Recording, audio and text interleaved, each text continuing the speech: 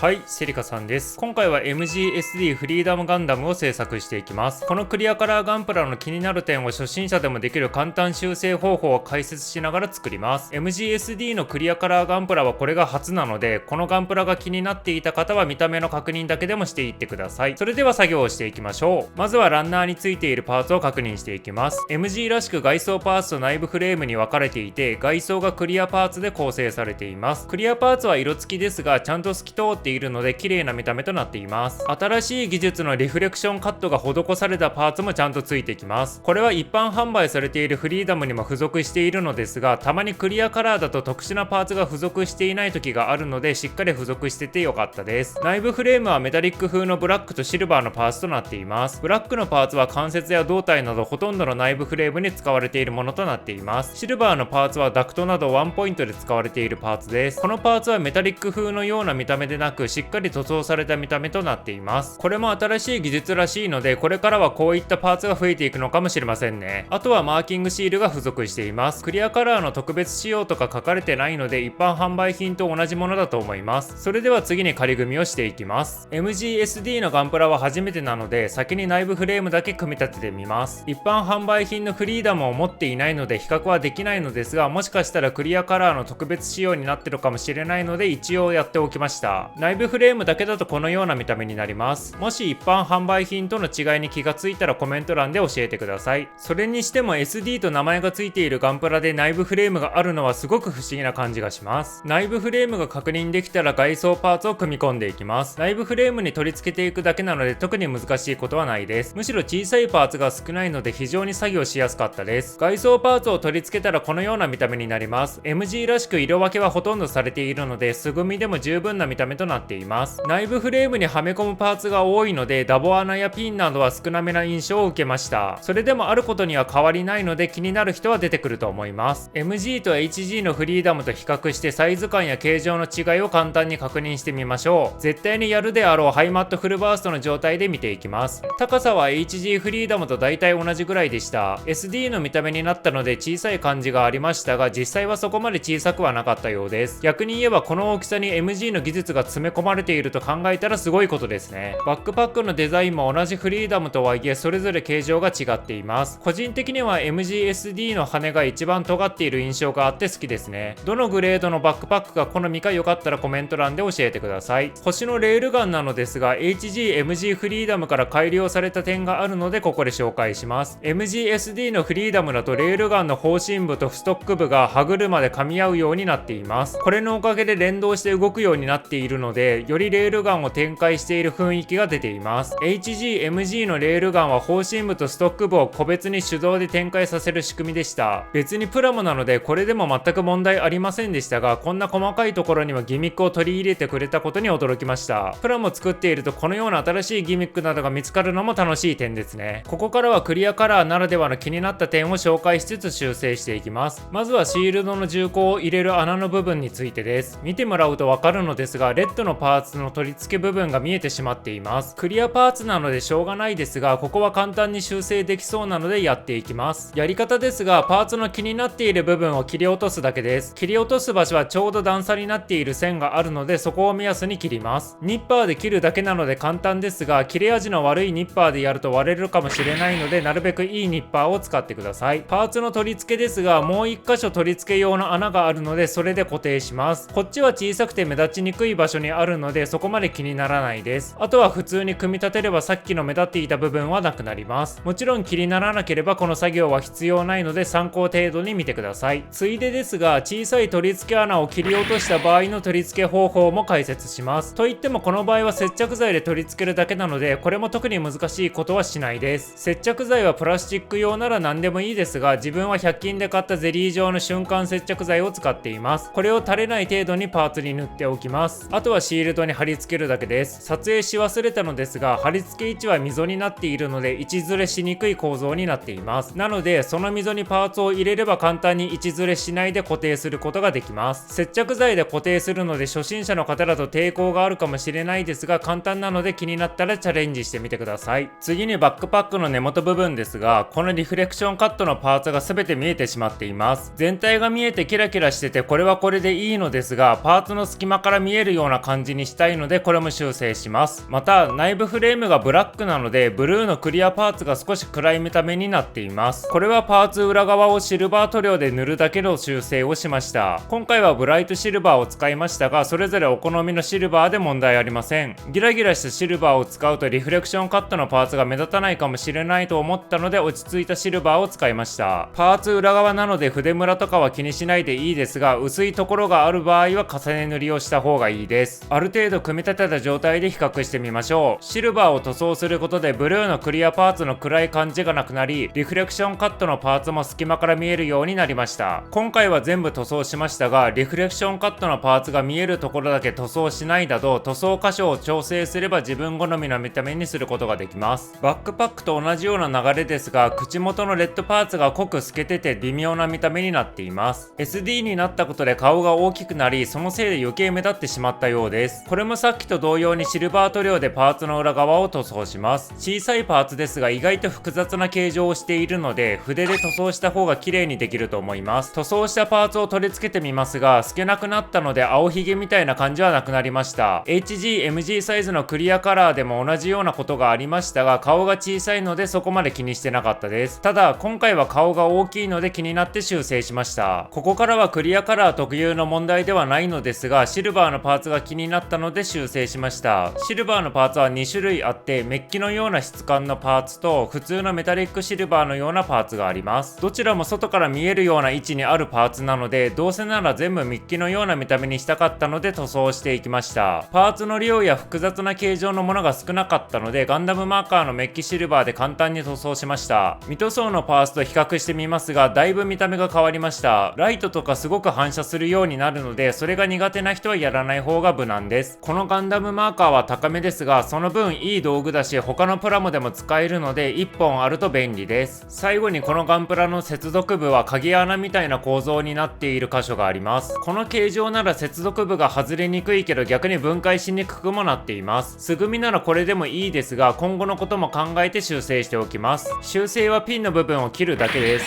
どうせ見えない部分だし、こうすればスムーズに組み立てができます。外れるといったこともないので気になる人はやっておいた方がいいです。映像では腕の接続部ですが、他にも色々なところにあるので全部切っておきました。作業が終わったらあとはマーキングシールを貼っていきます。シールなので台紙から剥がしてパーツに貼るだけです。楽に作業ができる反面、どうしてもシールの境界線が見えてしまうのが難点ですね。個人的には楽なので好きですが、気になる人は水転写式デカールを買っておきましょう。マーキングシールを貼り終わったら最後に光沢のトップコートを吹きかけます。プレミアムトップコートみたいなスプレータイプでもいいですが、外が暑すぎるので室内でできるエアブラシでやりました。自分は夏バテ気味なので、この動画を見ている方も体調には気をつけてください。トップコートが乾燥したら組み立てて完成です。それでは完成品を見てみましょう。